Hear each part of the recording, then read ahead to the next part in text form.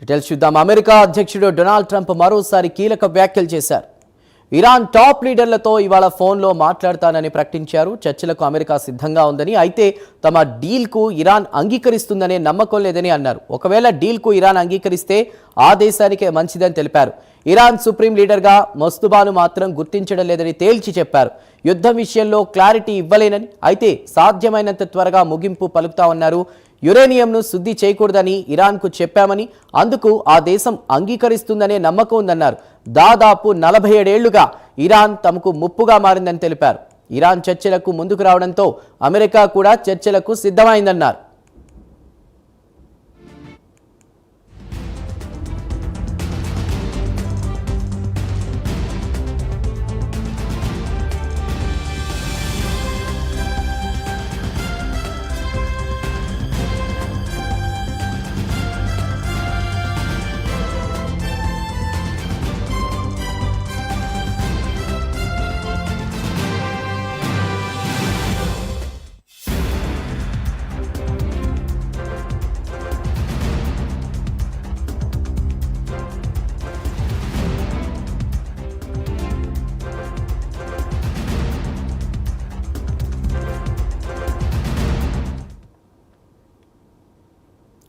ఇరాన్పై యుద్ధానికి 5 రోజులు బ్రేక్ ఇస్తున్నట్లు ట్రంప్ ప్రకటించారు. అంతకుముందు హర్ముజ్ జలసంధిని 48 గంటల్లోగా తిరిగి తేవాలంటూ ఇరాన్కు అమెరికా అధ్యక్షుడు ట్రంప్ అల్టిమేటం జారీ చేశారు. లేకుంటే ఇరాన్ విద్యుత్ వ్యవస్థపై దాడులు చేస్తామని హెచ్చరించారు. అయితే డెడ్లైన్ ముగిసే లోపే ట్రంప్ యూటర్న్ తీసుకున్నారు.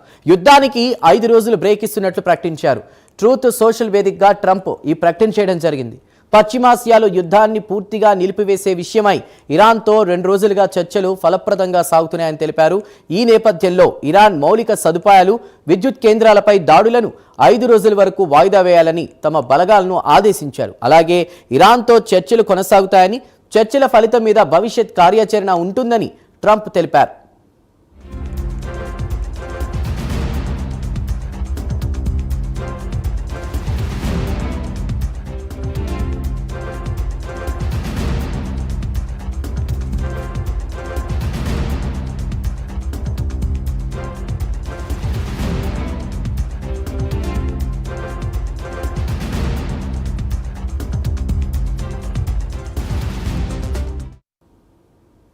యుద్ధంపై ట్రంప్ యూటర్న్ తీసుకోవడం వెనుక ఉన్న కారణాలపై ప్రపంచవ్యాప్తంగా చర్చ జరుగుతోంది.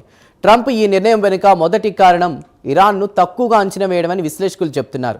యుద్ధం వారంలో ముగుస్తుందని భావించిన అమెరికా ఇరాన్ ప్రతిస్పందన తీవ్రతను ముందుగా అంచనా వేయలేకపోయింది. యుద్ధంలో ఇరాన్ కేవలం రక్షణలోనే కాకుండా దాడి సామర్థ్యాన్ని కూడా చూపించింది. ముఖ్యంగా హర్ముజ్ జలసంధిపై తన నియంత్రణను ఉపయోగిస్తూ ప్రపంచ ఆర్థిక వ్యవస్థను ప్రభావితం చేసే స్థాయికి వెళ్ళింది. ఇక రెండో ముఖ్య కారణం అంతర్జాతీయ మద్దతు లోపించడం.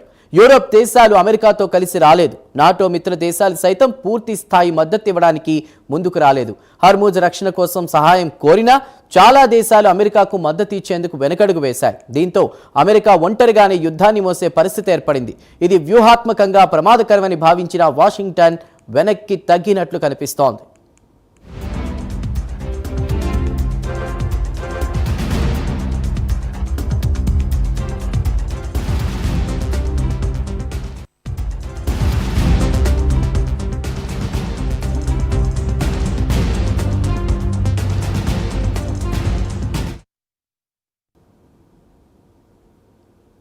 ఇక ఇరాన్ హెచ్చరికలు సైతం ట్రంప్ వెనక్కి తగ్గేందుకు కారణమయ్యాయి. అలాగే ట్రంప్ 48 గంటల డెడ్లైన్ని కూడా ఇరాన్ పట్టించుకోలేదు. అంతేకాకుండా తమ విద్యుత్ కేంద్రాలపై దాడులు చేస్తే హర్ముజ్ జలసంధిని పూర్తిగా మూసివేస్తామని టెహ్రాన్ అమెరికాను హెచ్చరించింది. అలాగే పర్షియన్ గల్ఫ్ అంతటా కూడా సీ మైన్స్ ఏర్పాటు చేస్తామని హెచ్చరించింది.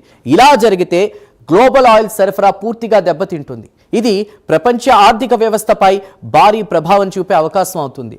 చమురు కొరతతో ప్రపంచవ్యాప్తంగా ఆర్థిక అస్థిరత కూడా పెరిగింది.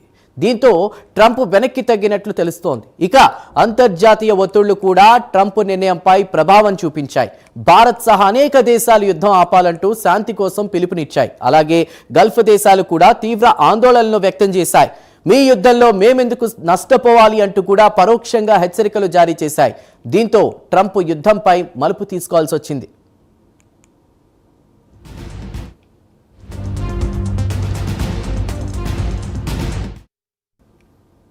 అమెరికాలోని అంతర్గత పరిస్థితులు కూడా ట్రంప్ యూటర్న్కి కారణమయ్యాయి.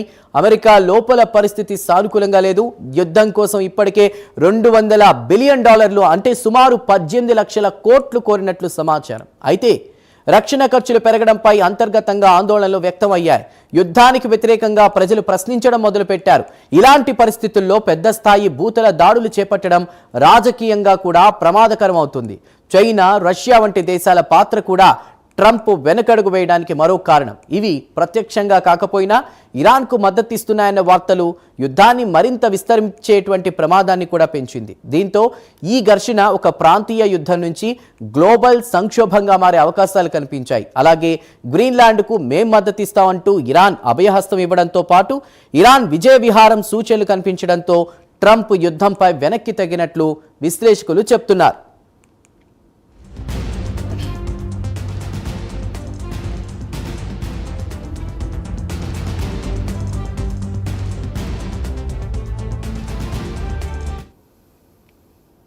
మరోవైపు చర్చల విషయంపై ఇరాన్ మాత్రం భిన్నంగా స్పందిస్తోంది. ట్రంప్ వ్యాఖ్యలను పూర్తిగా ఖండించింది. అమెరికాతో ఎలాంటి చర్చలు జరగలేదని చెప్తోంది. తమ హెచ్చరికల వల్లే ట్రంప్ వెనక్కి తగ్గారని ఇరాన్ మీడియా తెలిపింది. రెండు దేశాల మధ్య చర్చలు జరగాలా లేదా అనే విషయాలు పక్కన పెడితే అసలు జరిగాయా లేదా అనేది కూడా ఆలోచిస్తే ట్రంప్ వ్యాఖ్యలు మాత్రం గ్లోబల్ చమురు మార్కెట్లకు ఊపనిచ్చాయి. యుద్ధం వాయిదా వేస్తున్నట్లు చెప్పగానే చమురు ధరలు దిగొచ్చాయి. బ్రెంట్ క్రూడ్ సంపాదించి కూడా దాదాపు 13% తగ్గి $96 చేరింది. యుద్ధం నేపథ్యంలో ఇప్పటి వరకు $110 నుంచి $117 వరకు కూడా వెళ్లిన ధరలు ట్రంప్ ప్రకటనతో ఒక్కసారిగా $17 తగ్గింది. ఇక వెస్ట్ టెక్సాస్ ఆయిల్ కూడా దాదాపు భారీగా క్షీణించింది. $13 తగ్గడంతో ప్రస్తుతం $85 వద్ద ట్రేడ్ అవుతోంది.